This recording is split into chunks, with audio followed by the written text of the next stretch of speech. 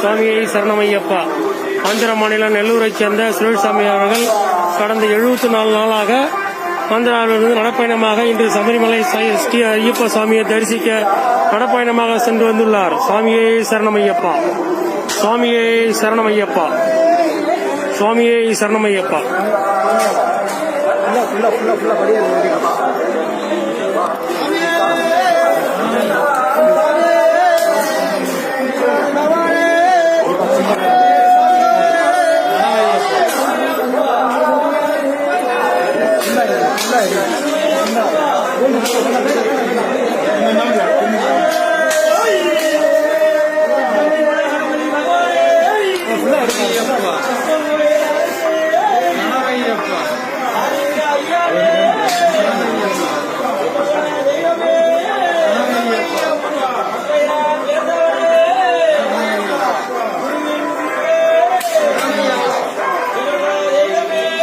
சரணமையப்பா.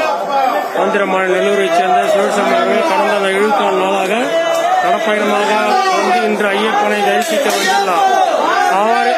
அவர் இன்று 18ஆம் படியில் ஏறுகின்றார். இந்த காட்சியை தங்களுக்கு அர்ப்பணிக்கின்றோம். சுவாமியே சரணமையப்பா, சுவாமியே சரணமையப்பா, சுவாமியே சரணமையப்பா.